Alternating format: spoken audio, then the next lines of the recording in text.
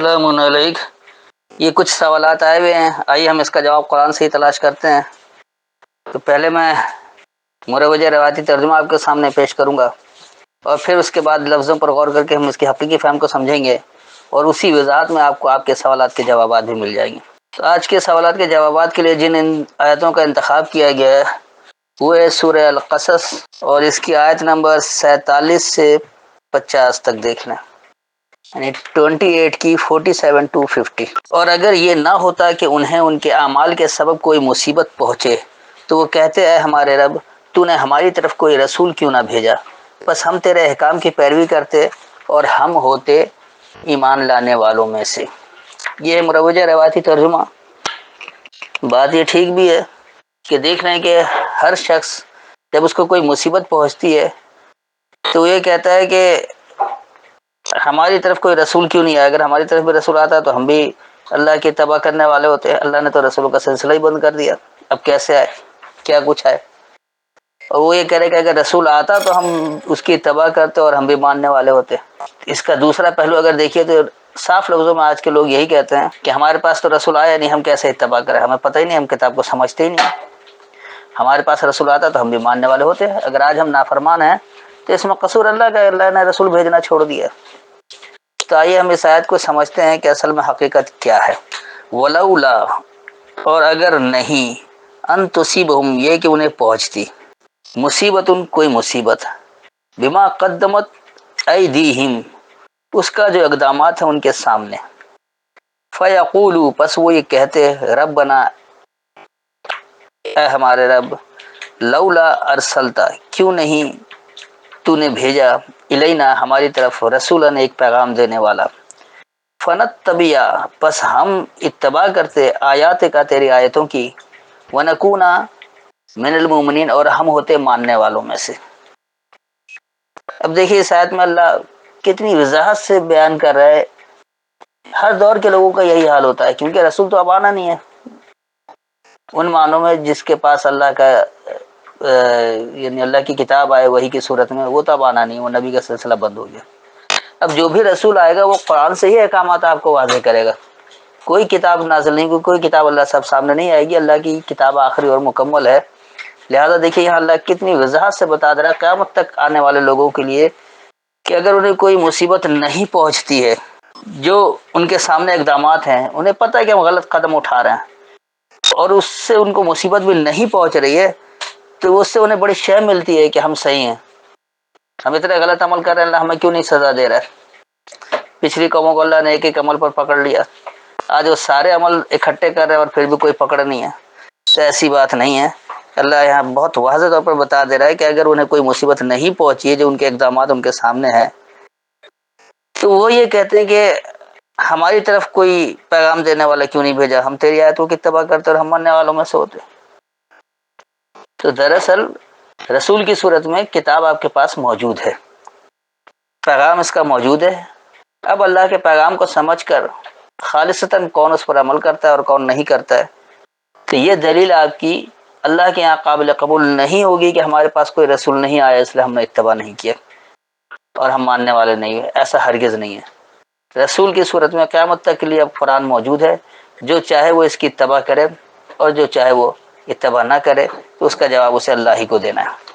آگے پھر کہتے ہیں کہ پھر جب ان کے پاس ہماری طرف سے حق آ گیا، کہنے لگے ہمیں کیوں نہ دیا گیا جیسا موسیٰ کو دیا گیا تھا، کیا انہوں نے اس کا انکار نہیں کیا جو اس سے قبل موسیٰ کو دیا گیا؟ انہوں نے کہا وہ دونوں جادو ہیں، وہ دونوں ایک دوسرے کے پشت پناہ ہیں، اور انہوں نے کہا بے شک ہم ہر ایک کا انکار کرنے والے ہیں۔ اب دیکھیے یہاں کیا بات ہو رہی ہے، فلما جاءہم الحق، پس جب ان کے پاس الحق آ گیا، خاص سچائی آ گئی، خاص حقیقت آ گئی، میں نے ان دن ہمارے پاس سے، یہ اللہ کہہ رہا ہے، ٹھیک ہے، تو پھر ان کا جواب کیا ہوتا ہے، قالوا، وہ کہنے لگے لولا اوتیا مثل ما اوتیا موسیٰ، کیوں نہیں دیا گیا جیسی مثال جو دیا گیا موسیٰ کو۔ تو موسیٰ کو بھی اللہ نے الکتاب دیا تھا، ہدایت اور رہنمائی اس میں موجود تھی، تو یہ کہہ رہے کہ جیسی موسیٰ کو کتاب دی تھی ویسے ہمیں کیوں نہیں دی گئی۔ تب دیکھیے اللہ کیا کہہ رہا ہے کہ اولم یکفروا بما اوتی موسی من قبل، کیا اور نہیں انہوں نے انکار کیا اس کا جو دیا گیا تھا موسیٰ کو پہلے سے؟ تو موسیٰ کی باتوں پر تم نے کتنا عمل کر لیا تھا، اس وقت کے لوگوں نے کتنا عمل کر لیا تھا۔ آج بھی اگر موسیٰ بھی سامنے آ جائے تو اس قوم کو عمل نہیں کرنا جو عمل کرنے والے نہیں ہیں، اور جو عمل کرنے والے وہ آج بھی قرآن سے ہدایت لے کر عمل کریں گے، نہیں کرنے والے ہیں تو وہ ایسے ہی مثالیں دیتے رہیں گے۔ پھر اوپر سے یہ کیا کہتے ہیں کہ قالوا سحران، اور انہوں نے یہ کہہ دیا کہ یہ دونوں باطل کو حق ثابت کرنے والے ہیں۔ یاد رکھے کہ ساحر واحد کو کہا جاتا ہے، سحران تثنیہ کا صیغہ ہے۔ تو یہ قالوا سحران، یہ دونوں جو ہے وہ باطل کو حق ثابت کرنے والے، کون؟ یعنی موسیٰ اور اس کا بوجھ اٹھانے والا، یعنی موسیٰ اور ہارون۔ تظاہرا، وہ دونوں ایک دوسرے کے پشت پناہ ہیں، کہ وہ دونوں نمایاں ہیں، آپ یہ بھی کہہ سکتے ہیں، غالب ہیں۔ پھر وہ کیا کہہ رہے ہیں کہ وقالوا، اور انہوں نے یہ کہا انا بکل کافرون، بے شک ہم ہر ایک کا انکار کرنے والے ہیں، چاہے کوئی بھی ہو، چاہے موسیٰ ہی ہمارے سامنے آ جائے یا موسیٰ کا مددگار ہارون ہمارے سامنے آ جائے، یا کوئی بھی آج موسیٰ اور ہارون کی صورت میں بھی آ جائے، تو ہم یہی کہیں گے کہ وہ باطل کو حق ثابت کر رہے ہیں، یہ لوگ نمایاں ہو گئے، غالب ہو گئے، اور ہم تو ہر ایک کا انکار کرتے ہیں کیونکہ انہیں کچھ ماننا ہی نہیں ہے۔ اس آیت میں دیکھیے واضح طور پر جو ہدایت ملی وہ کیا ہے کہ پس جب اللہ کے پاس سے انہیں خاص حقیقت مل گئی، انہیں خاص سچائی مل گئی، یعنی الکتاب مل گئی، تو انہوں نے کہا کہ جو موسیٰ کو دیا گیا اس جیسا کیوں نہیں دیا گیا؟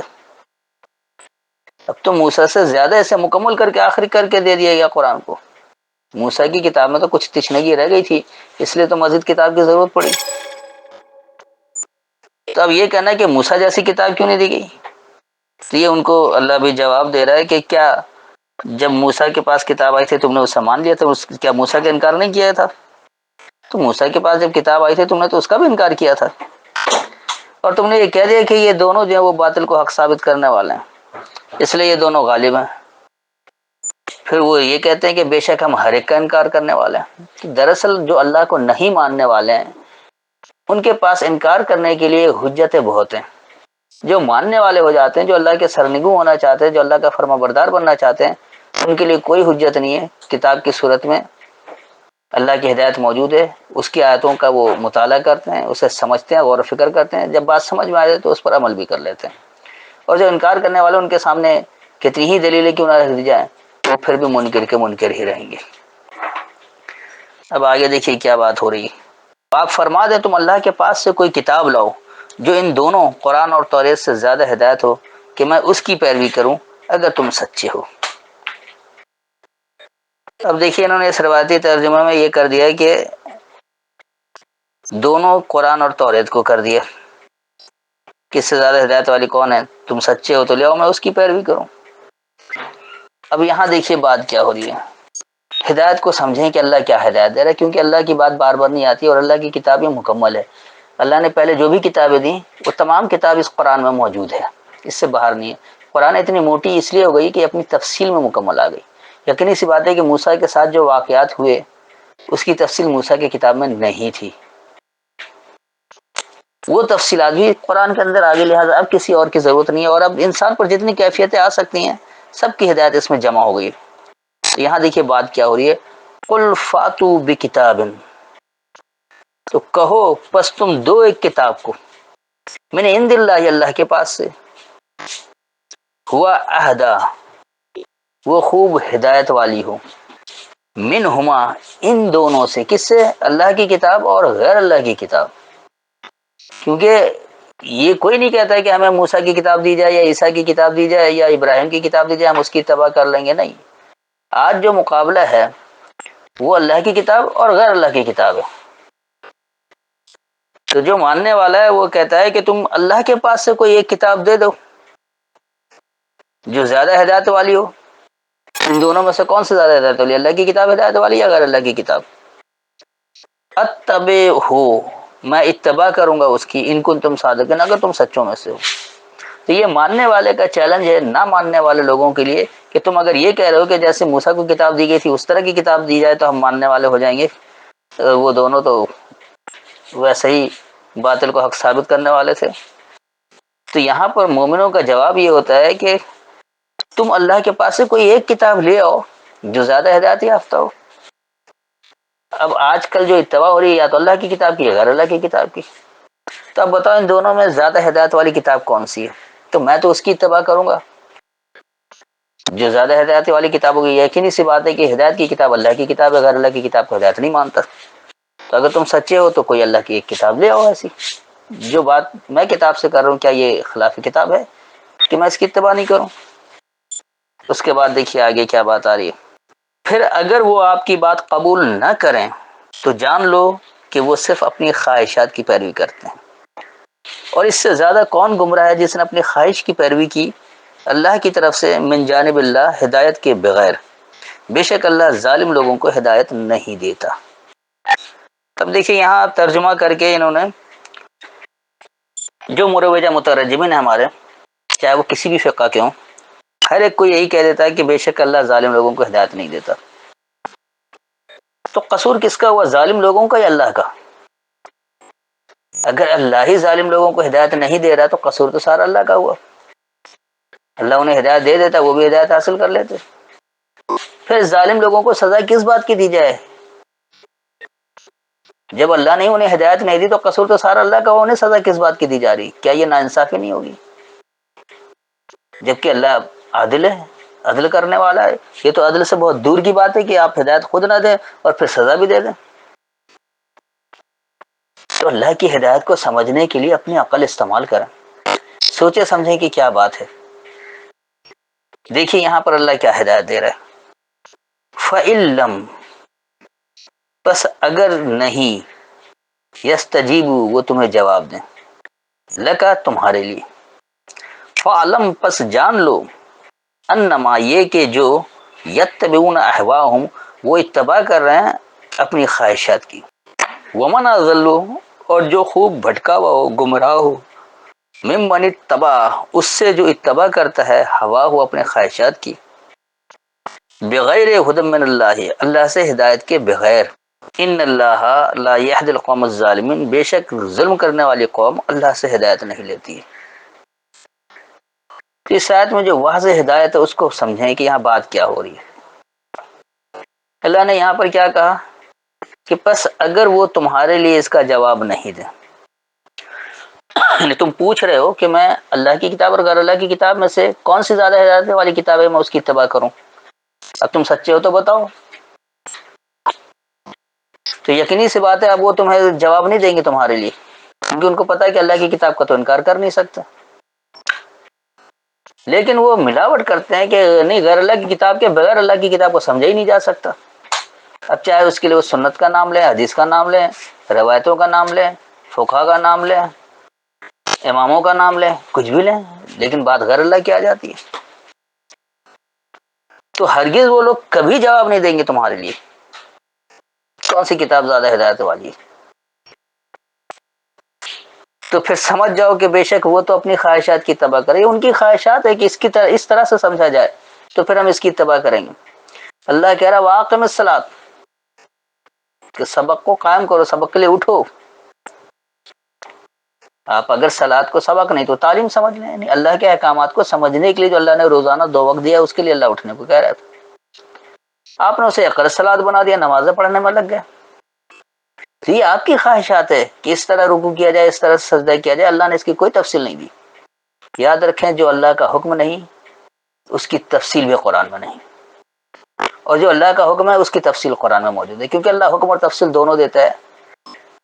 اللہ حکم دے کر تفصیل کے لیے کسی انسان کا محتاج نہیں بناتا. تو یقینی سی بات ہے کہ یہ لوگ کبھی تمہارے لیے جواب نہیں دیں گے. تو تم جان لو، تمہیں اچھی طرح یہ علم ہو جانا چاہیے، سمجھ جانا چاہیے کہ وہ اپنی خواہشات کی اتباع کر رہے ہیں، اپنی خواہشات کے پیچھے چل رہے ہیں. اور جو اللہ سے ہدایت کے بغیر اپنی خواہشات کے پیچھے چلتا ہے اس سے بڑھ کر زیادہ گمراہ، زیادہ بھٹکا ہوا کون ہوگا؟ اللہ کی کتاب موجود ہے، اللہ کی آیتیں وضاحت کر رہی ہیں کہ یہاں بات کیا ہو رہی ہے. آپ کہہ رہے نہیں جی ہم غیر اللہ کے کلام کی ملاوٹ کریں گے اور اس کے بعد سمجھیں گے، اور اس حکم کو اس طرح سے نہیں، اس طرح سے سمجھا جائے. کیونکہ اللہ اپنی بات سمجھانے کا قابل نہیں ہے. سمجھانے کے لیے ان لوگوں نے محنتیں کی ہیں، غیر اللہ کی کتابیں اس کے ذریعے ہم سمجھیں. تو اس سے بڑھ کر کون گمراہ ہوگا، اس سے بڑھ کر بھٹکا ہوا کون ہوگا جو اللہ کی ہدایت کے بغیر اپنی خواہشات کے پیچھے چل رہا ہے. اور ایسا کیوں ہے کہ دراصل یہ ظالم لوگ ہیں، یہ ظالم قوم ہے جو اللہ کی آیتوں سے ہدایت نہیں لے رہے. تو یہ جو ظلم کرنے والی قوم ہے جو اللہ کی آیتوں کا انکار کرتی ہے، یہ اللہ سے ہدایت ہی نہیں لیتے ہیں. بے شک یہ اللہ سے ہدایت نہیں لیتے ہیں. ان کو کہا جائے گا آؤ خالص قرآن کی بات کر لیں، خالص اللہ کی بات کر لیتے ہیں، جو قرآن میں اس کو مان لیا جائے، جو نہیں ہے اس کو نہیں مانا جائے. یہ کبھی نہیں آئیں گے. یہ کہیں گے نہیں جی ہمیں تو نمازیں پڑھنی ہے، ہمیں رکوع اور سجدہ دکھاؤ. اللہ نے کہہ دیا نا رکوع کرو اور سجدہ کرو. اب کیسے کرو یہ غیر اللہ کی کتاب بتا رہی ہے. جبکہ جہاں اللہ رکوع کہہ رہا ہے تو وہاں اس کی تفصیل بھی دے رہا ہے کہ رکوع کیا ہے. جہاں اللہ سجدہ کہہ رہا ہے اس سجدہ کی تفصیل بھی دے رہا ہے کہ سجدہ کس کو کہا جا رہا ہے. بات یہ ہے کہ آپ خالص اللہ کے کلام کو سمجھیں تو صحیح. غیر اللہ کے کلام کے ملاوٹ کے بغیر اللہ کے احکامات کو سمجھ کر تو دیکھیں. اللہ نے زندگی کتنی آسان کی ہے، آپ زندگی کو کتنا مشکل بنا رہے ہیں. اللہ کی ہدایت پر عمل کر کے جو آپ کو خوف اور حزن سے نجات ملنی ہے، آپ غیر اللہ کی کتابوں کا سہارا لے کر خوف اور حزن کو اپنے اندر شامل کر چکے ہیں. آج دنیا بھر میں کوئی معاشرہ بھی خوف اور حزن کے بغیر نہیں ہے. وجہ اس کی یہی ہے کہ خالص اللہ کی کتاب کو اللہ کے کلام کے ذریعے سمجھا ہی نہیں گیا. جب آپ ملاوٹ کریں گے، شرک کریں گے اللہ کے کلام میں، غیر اللہ کے کلام کو شرک کریں گے، تو یقینی سی بات ہے کہ خوف اور حزن کیسے دور ہوگا. اللہ کہتا ہے کہ تم اگر اللہ کے ماننے والے ہو جاؤ گے تو تم امن میں داخل ہو جاؤ گے. یہاں ہم دیکھ رہے جو کتاب کے دعوے دار ہے، سب سے زیادہ بدامنی انہی کے علاقوں میں موجود ہے. آج کوئی مسلم ملک بدامنی سے خالی نہیں ہے. خوف بھی ہر جگہ موجود ہے، حزن بھی ہر جگہ موجود ہے. کاش ایسا کر لیتے، کاش ایسا ہو جاتا. تو جب تک آپ اللہ کی کتاب کو خالص آیتوں سے نہیں سمجھیں گے، حکم اور تفصیل دونوں قرآن سے نہیں سمجھیں گے، تو آپ اللہ کی ہدایت تک نہیں پہنچ سکتے. تو یہ تھی ان آیتوں کی تفصیل. اور میرا خیال ہے کہ میں نے ہر ایک کو اس کے سوال کا جواب دے دیا ہے. اگر پھر بھی کوئی یہ سمجھے کہ اس کے سوال کا جواب نہیں ملا ہے، کوئی ابہام ہے، کوئی تشنگی ہو، تو آیت کا حوالہ دے کر سوال کر سکتے ہیں. بغیر آیت کے حوالے کے یعنی کہ اپنی تیر اندازی نہ کریں یا غیر اللہ کی باتوں والا سوال اس میں نہ کریں. سوال قرآن سے ہونا چاہیے، قرآن آیت کے حوالے سے ہونا چاہیے کہ یہ بات سمجھ میں آ رہی ہے نہیں آ رہی. روایتی بات کو لے کر آپ سوال قرآن کا کر دیتے کہ قرآن کیا کہہ رہا ہے. قرآن جو کہہ رہا ہے اس کو سمجھیں، روایتوں کے پیچھے نہیں بھاگیں. اس کو سمجھنے کی ضرورت نہیں ہے. اللہ کا جو حکم ہے اس کی کتاب میں اس کی تفصیل بھی موجود ہے. جو حکم ہی نہیں ہے اس کے پیچھے جانے کی کیا ضرورت ہے؟ کیوں اپنا وقت ضائع کرتے ہیں. السلام علیکم.